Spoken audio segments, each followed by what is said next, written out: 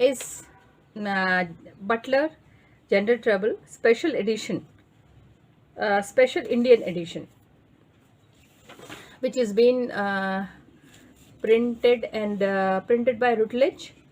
It is reprinted in 2021. So I have a latest copy of 2021. There are certain very important aspects Judith is trying to bring on the surface. And if we start from the beginning, Gender Trouble is a text which is considered to be the fundamental intervention in the text of feminism. It's what I'm calling it. It's a fundamental intervention in the feminist theory. So, how could it be a fundamental intervention in the theory of feminism? And there are a number of instances where Judith is trying to explain her point of view. And what she says, I did not know that it would be constituted a provocative intervention in the feminist theory or to be cited as one of the founding texts of queer theory. Now, actually, what she was thinking, because there are a number of aspects, number of things which had in her mind, and she was going through those all the aspects in her personal life also. And after that, she thought of writing this text. So initially, it was planned, the Gender Trouble, the text was planned as a self-expression, or maybe she wanted to write it as an autobiography or something like that. And she wanted to give expression of her feeling. And when she thought of writing this, then she started, gradually it proceeded bit by bit, and then finally it came as a theoretical framework related to the queer theory. And how could we take it as a queer theory? Because then we have to raise a lot of questions on the feminism. And what are the questions which we can raise in the feminism? So let's understand how we can, there are a number of words, number of things she's using. That is democratic and inclusive life of criticism. What does it mean by? And somewhere at one point of time, she calls it as a provocative intervention in the feminist theory. Now let us, there are certain questions which are being raised. One is, this text is considered to be the intervention in the feminist theory, number one. Please note it carefully, that how could this be the text of intervention in the queer theory? Okay, then when we are asking this, when we are raising this question, then we have to go beyond, a little bit backside, and then we have to understand on which we are raising the question. We are trying to raise question on the feminist theory. Then before that, we have to understand what is feminism, how feminism is constructed, what are the basic fundamentals and theories of feminism, what are the things she's not comfortable or she's finding troublesome with the feminism. So these are number of questions. The moment you are reading this text, there are number of questions will raise in your mind. You will find it very troublesome, very provocative, very, at one point of time you will find it is raising lot of questions on almost so many things. And then when you read, because this text is only having this has been divided into 3 chapters. The chapter 1 is subject of sex, gender and desire. Chapter 2 is prohibition, psychoanalysis and production of the heterosexual matrix. And chapter 3 is subversive bodily act. All these 3 chapters are categorically divided into again subparts. So if I say subject of sex, gender and desire, which is the chapter 1, it has been divided into 6 parts. And what are these 6 parts? Women as the subject of feminism, the compulsory order of sex, gender and desire, gender, the circular ruin of contemporary debate, theorizing the binary, the unitary and the beyond. Next is identity, sex and the metaphysics of substances, language, power and strategies of displacement. So even if the vocabulary itself is clear enough, many of the hints are being given from the beginning itself. and we'll just get into that debate because it's a debatable. There are a lot of debates are there, a lot of questions are there. All we have to understand. Then next is prohibition, psychoanalysis, and the production of heterosexual matrix. So before that, before we understand heterosexual matrix, we have to understand what is heterosexual. Then she talks about structuralism, critical exchange, Lacan, Riviere, and the strategies of masquerade, Freud, and melancholia of gender, gender complexity, and the limits of identification. Then reformulation, prohibition as power. The last part she's talking about subversive bodily act, and in that covers the body, politics of Julia Kristeva, Foucault, Herculine, and politics of sexual discontinuity, Monique Wittig, body disintegration and fictive sex, and the last one is bodily inscription, performative subversion. I'll come to the point, every single point will be discussed. We'll come to that. Let me come to the initial point. And the initial point she says that democratic and inclusive life for a movement and criticism.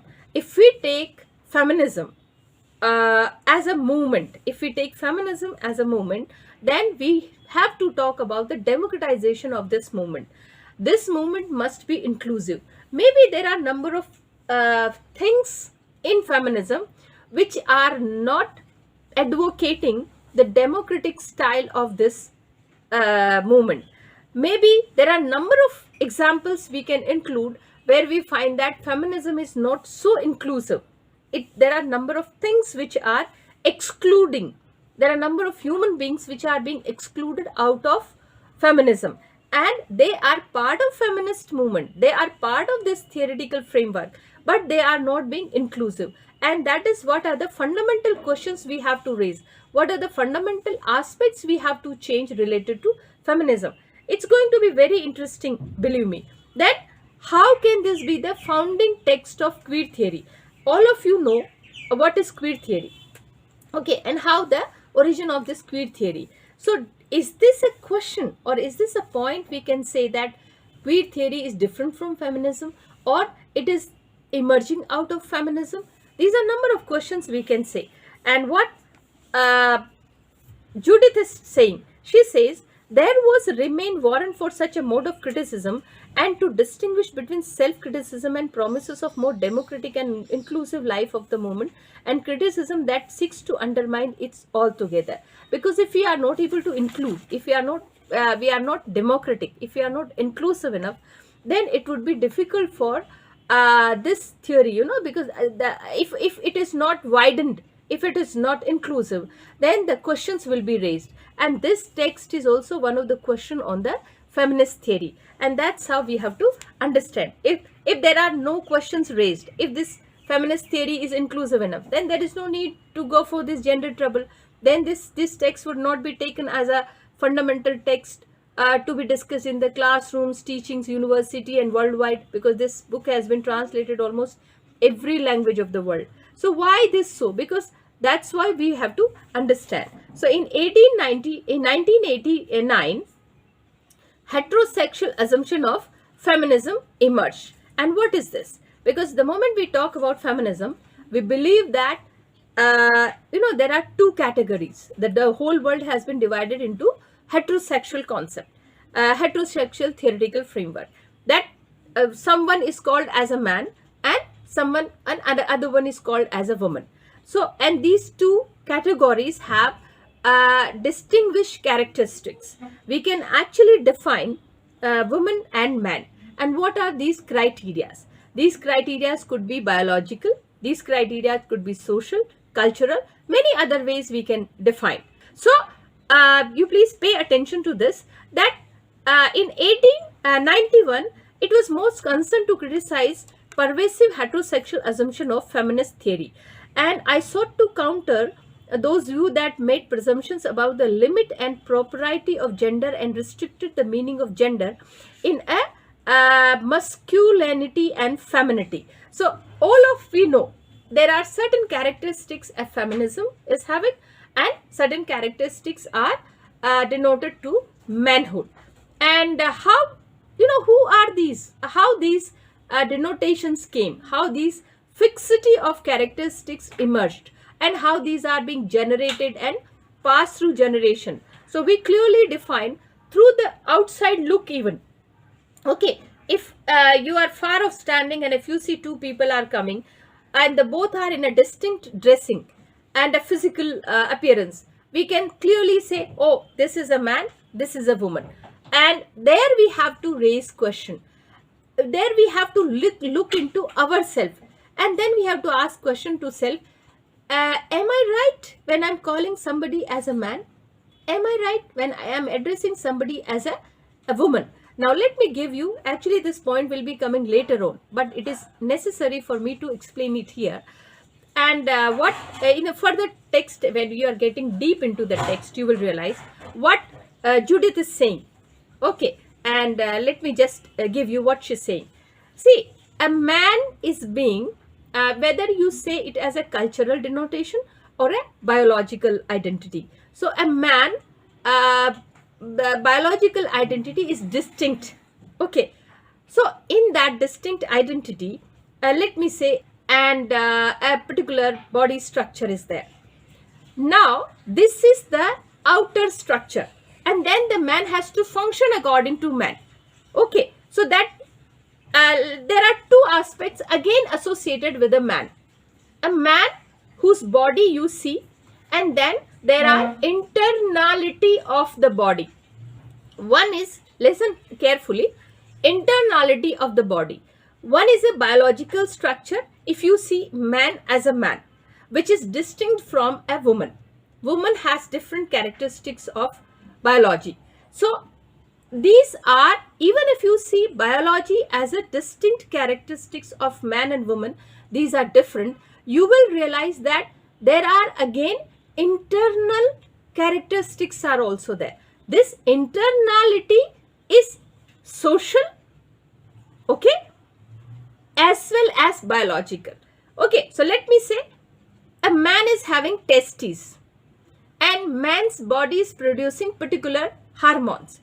It means a man has to produce this particular way. His body has to function in that particular way. And the woman has to act in a particular way. So the outer and external, when I'm not interested in drawing a man's or woman's body. What I'm trying to say, what Judith is trying to say, that a woman has been assigned a distinct responsibility or characteristics or identification as a woman. First of all, let's say dressing. Dressing is, she has, most of the women, I think most of the women of the world, and they have long hair. Okay, they have to wear a distinct dressing. And then the feminine quality, we all know, feminine, emotional, caring, this, and the whole world has been so smart that, systematically through constitution, through social means, through whatever means you say, women are being kept out of economy. Okay, women are mostly not participating in the circulation of money and the currency. Now you would question me, it is not the scenario. Actually, majority of the cases are still there. Even if in India, Manrega, you see, the government of India has decided a fixed rate for the labor per day. But the thekedar who is employing a woman would be giving lesser money compared to men. So there they have to maintain that, the distinct hierarchy of a man. So let's not get into so many internal aspects. Let me just come to the point. So a woman's body has to perform in a particular way. A woman is having a different kind of hormones, and her primarily the biological task also which has been assigned to a woman is to produce children. For example, she is having a womb, ovary, and she is entitled to have a baby in her womb. So this is the distinct quality which has been assigned. So this is what a woman from the outside and the internal. Now this internality, it means a woman who is a woman, it means we assume that all her uterus and ovaries are functioning well. So whenever she wants, she can have children because internally her ovaries are functioning well, her uterus is healthy, and according to the social norm or social desire, or it's a, you know, the culture or society, whatever you say, she has to produce children. This is what the internality of the biological reality of a woman. Now, this is what the assigned task. But a woman who is appear to be a woman biologically, you know, it's a clear understanding or identity of biology. And for example, her ovaries are not functioning well. There is a problem in her uterus, and she's of the particular that reproductive age. What the society will call it, what the feminist will call it. Will we say that she's not a woman? Because the society is assigning two kind of, or maybe 3-4 kind of tasks to a woman. First of all, socially, she has to appear as a woman. She look like a woman. And what about those women who are born as a woman biologically? They are well enough internally. For example, her ovaries are functioning well, uterus is well enough, and she acts as a man, masculine. You know, all our activities are like a man, adventurous. You know, in every distinct way you can identify. She doesn't look like a woman. So these are major questions Judith is trying to raise in this text. She says that socially, biologically, we are being distinct. Okay, so as man, and they are being given distinct characteristics, and a man is also, his task is also there. So he has to produce children. It means his internal structure of this gender specific or sex specific, you say, is functioning well. But if a biologically distinctly a man cannot function well, what will you call it? So there are a number of questions which are being raised.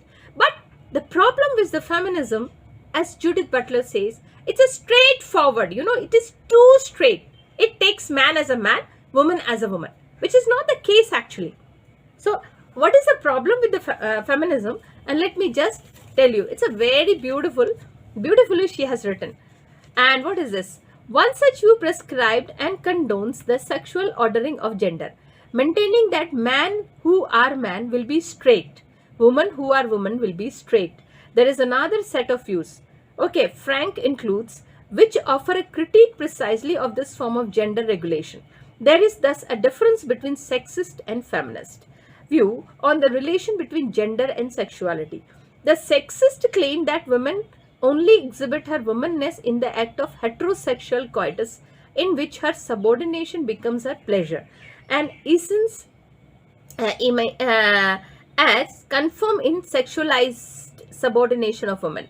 A feminist view argued that gender should be overthrown, eliminated, or rendered fatally ambiguous, precisely because it is always a sign of subordination for women. The latter accept the power of former orthodox description, except that the former's description already operates as a powerful ideology and but seeks to oppose it. So you just try to understand, there are two words which are coming, sexist and feminist. So what is this feminist and what is this sexist? So the sexist claim that women only exhibit their womanness in the act of heterosexual coitus. And the problem with the feminist theory is it is based on that straightforward understanding of man as a man and woman as a woman. If a woman is there, she has to act according to woman. If a man is there, he has to act as a man. So, and that is why this contradiction is very much required. For this feminist theory, this contradiction is very much required. And let's say, if this contradiction is not existing, then the whole feminist theory comes under question. So these are major, to the point and poignant questions which Judith is trying to raise. Okay, so let's just come to the point. And what is this? The basis of feminist theory is heterosexual division. Heterosexuality is there. And then what is that? heterosexuality. So gender trouble sought to uncover the ways in which very thinking of what is possible in gendered life is foreclosed by certain habitual and violent presumptions. The text also sought to undermine any and all efforts to wield a discourse of truth to delegitimate minority gendered and sexual practices. So what is this legitimate minority? Please try to understand. Legitimate minority, right? So this this minority, and the minority is that which is not falling in any category. You cannot say it's a man, it's a woman, and whether you consider it as social, biological, and internality, again I'm dividing into two parts, whether it is a biological internality or a social internality. When we say internality of a society, so then a woman has to act according to the social set norms. Okay, she has to be feminine, she has to wear particular dressing, particular kind of appearance she has to adopt. And what is that? The feminist theory primarily believe that woman has to be subordinate to men. Okay, but those minorities which are not coming in this category, what will you call it?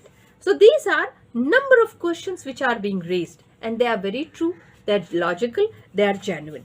The next point which is so significant, and that Judith Butler says, she talks about the French feminists.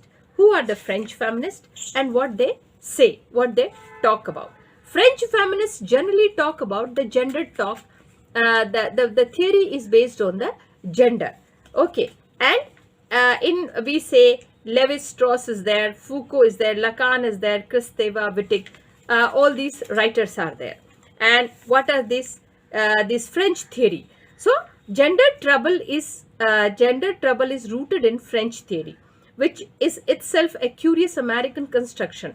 Only in the United States are so many disparity theories joined together as if they formed a kind of unity.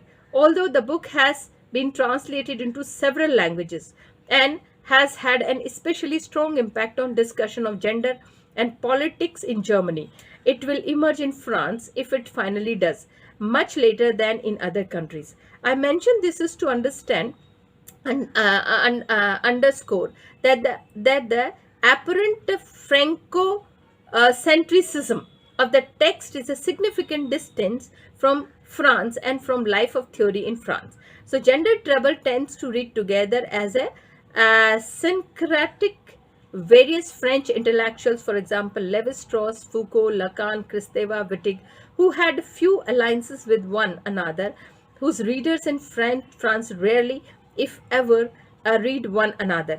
Indeed, the intellectual promiscuity of the text mark is precisely as the American and makes it foreign to a French context.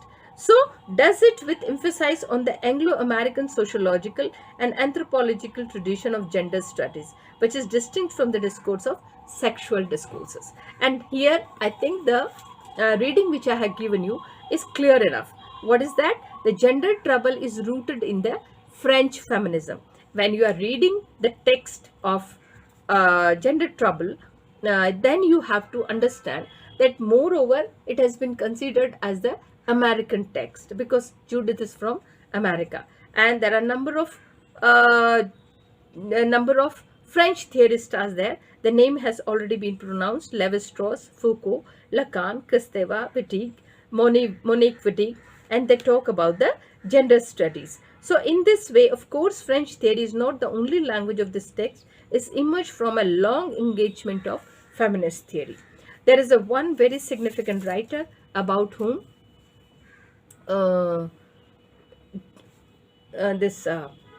Judith talks about, and that is Gayle Rubin.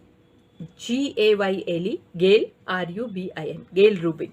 Gayle Rubin talks about the sexuality, okay, and kinship. And what is this sexuality and kinship? Let me take you to that.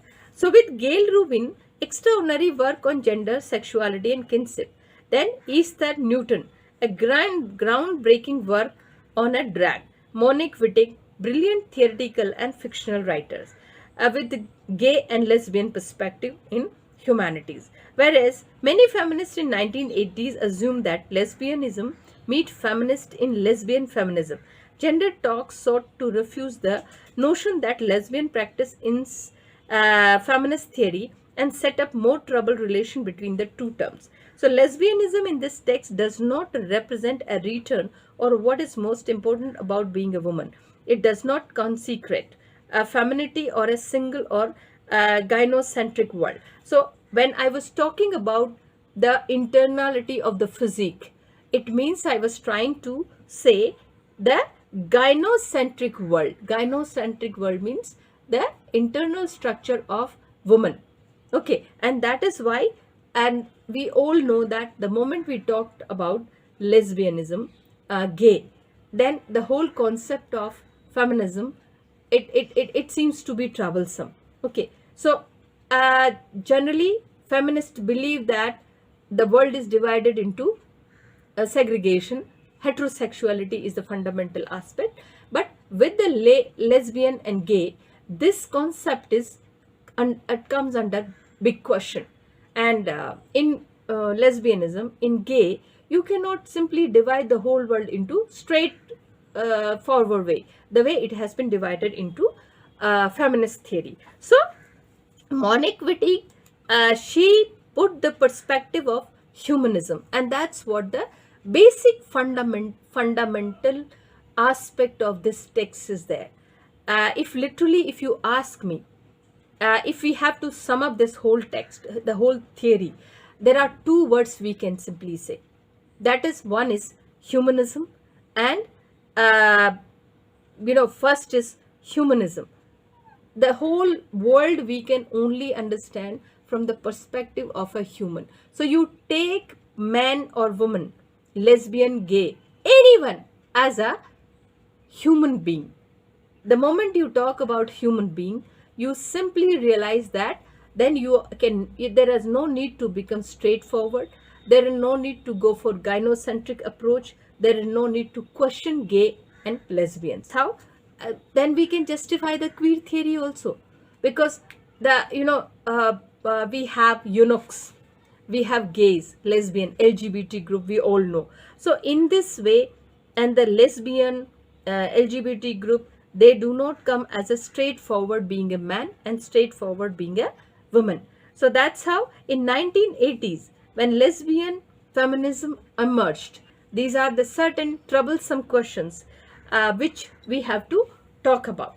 So the Gayle Rubin, the main attention or the main debate Gayle is trying to bring is that let us take gender and let's talk about gender, sexuality and kinship. The idea that sexual practice has the power to destabilize gender emerged from my reading of Gayle Rubin's The Traffic in Women, and sought to establish that normative sexuality fortifies normative gender. Briefly, one is a woman according to this framework, and to extend that one function as a woman within, within the dominant heterosexual framework. So a woman has to function as a woman internally and externally, and that's how the formulation of gender trouble arises. I sought to understand some of the terror and anxiety some people suffer in becoming a gay, and that's how it is. We all know that it is very difficult for a gay or a lesbian to come before straightforward to the society and explain themselves. It is very difficult because the gender norms, the sexual norms, the heterosexuality division do not allow them, and they are being considered outsiders, strange, and difficult. Okay, so that's how Gayle Rubin, who says one is a woman, okay, and work on the dominant feminist aspect. So becoming a gay, the fear of losing one's place in gender or of not knowing what one will be if one sleep with someone of ostensible. So for example, if a person is there in a job and she or he has been appointed as a male, a clear identity is being written when you are filling your form, then it is being asked clearly whether you are a male or a female, and you have to tick that, and that become the national record.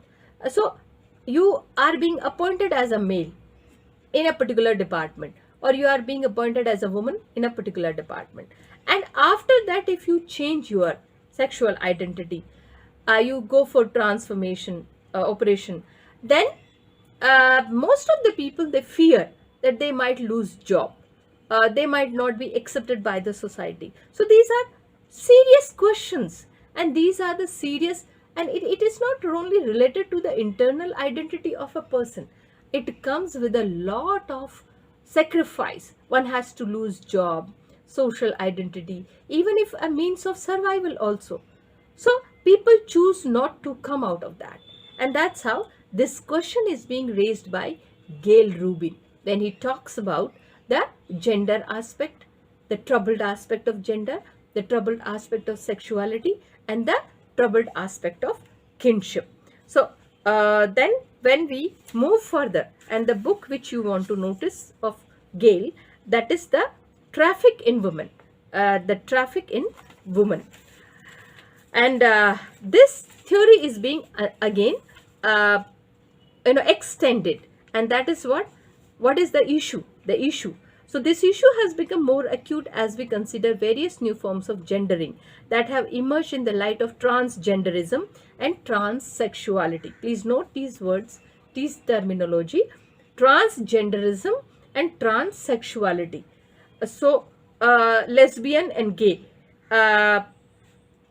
pertaining new butch and new feminine identity. When and why? For the instance, do some butch lesbian who become parents become dads and other becomes mom? So these are the serious questions, how we see society.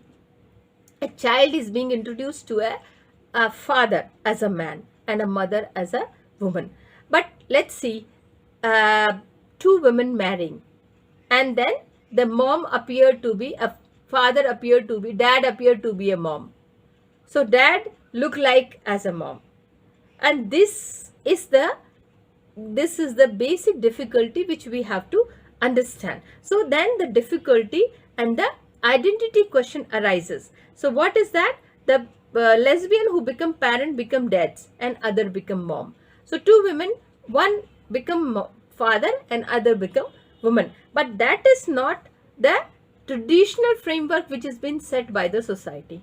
In a traditional framework, a man has to be a dad and a woman has to be a mother. In the gay marriages also, when two men marry, then one has to, a man appear to be a mother or a father. So these contradictions and conflicts are very serious, need to be discussed.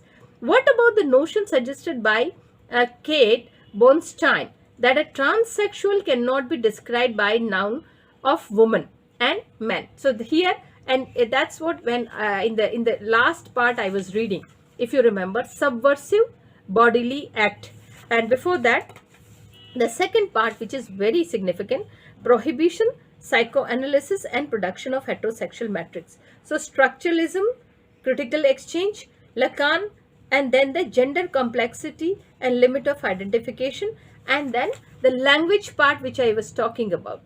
Okay, so when even if the framework of a noun, okay, so in noun, a woman and man, they have prescribed in a particular distinct characteristics, and then we have to re-see it again. And what is that?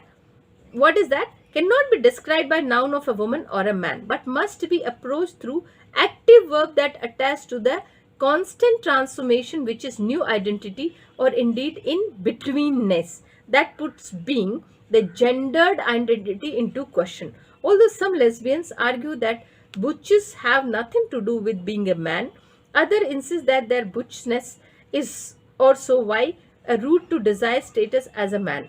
These paradoxes have surely proliferated in recent years, offering evidence of a kind of gender trouble that text itself did not anticipate. So these are the serious questions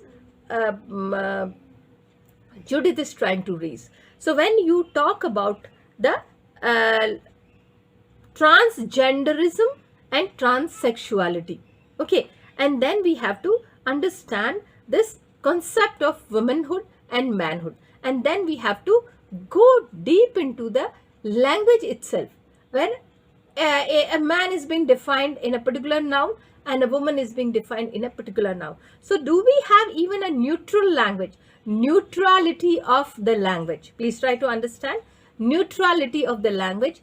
The vocabulary, the word itself need to explain, and it should not question, it should not fix or confine the identity being a man and a woman. So this is a very serious question Judith is trying to raise, that neutralizing the language, because the language itself is coming out of these heterosexual and particular division which is being set by the society. And that's how we have to raise serious question. So stopped as an attribute of a person, as sex inequality takes the form of gender. Moving as a relation between people, it takes the form of sexuality.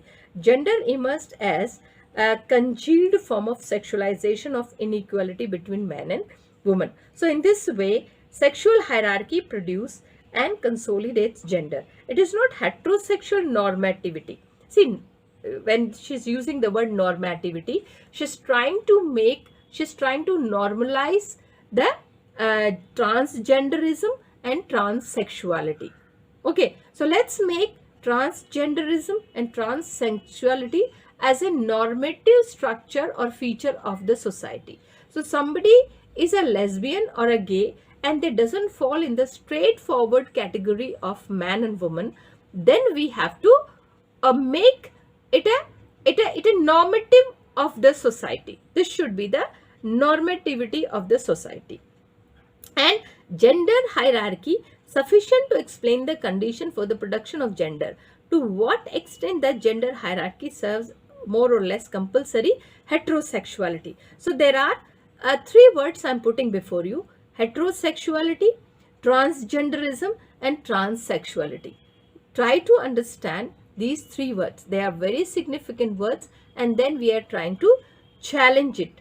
Okay, so that's why underwrite heterosexual relation. If gender hierarchy produce and consolidate gender, and if gender hierarchy presupposes an operative notion of gender, then gender is what causes gender, and formulation culminates in a tautology. It must be that McKinnon want merely to outline the self-reproduction of mechanism of gender hierarchy, but that is not what she's trying to say. So these are, I think you are following me, and these are the serious question. McKinnon is trying to effectively raise the question about the sexual harassment, okay, and the sexual reproduction of the gender, and which lead to discrimination, and which is we can understand it in a form of harassment.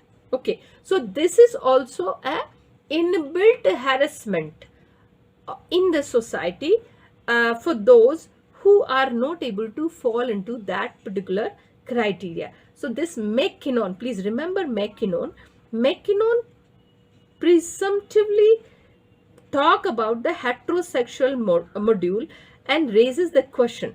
Frank offers an alternative model of gender discrimination to the in a more effective way. So we can say paradigmatic allegory, okay, and the production of the gender. And this we need to understand that this should not lead to harassment and discrimination.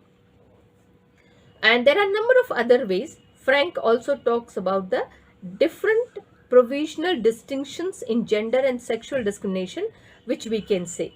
Gay people, for instance, may be discriminated against in position of employment because they fail to appear straightforward as a man and woman, and they cannot accept the gender normative which is being prescribed in the society.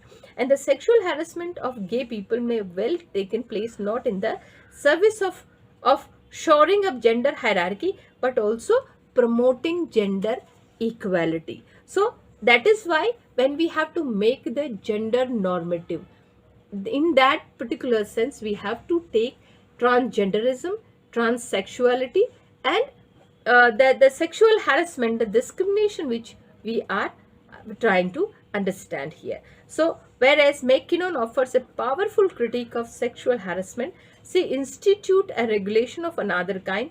To have gender mean to have entered already a heterosexual relation of subordination. And later on, when we are moving forward, uh, Judith Butler is talking about the internality of woman and what is that. Okay, and then further she talks about the race, how this race comes in the gender, and what are the disadvantage or the loss or the questions which are being raised by this new norm, neutrality of gender, through which we can question even race also.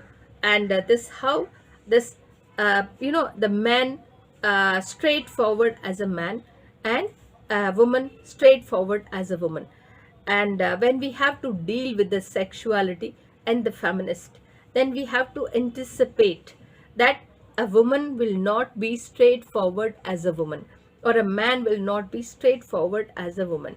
And that's how we call this is what the nomenclature which we have given, that is performance of gender, performativity. This is one particular word, and that's why when I was telling you, there are two words we can sum up this whole text, that is, one is performativity and another is humanism. So we, the moment you talk about the humanism, it's such a wide and an inclusive context.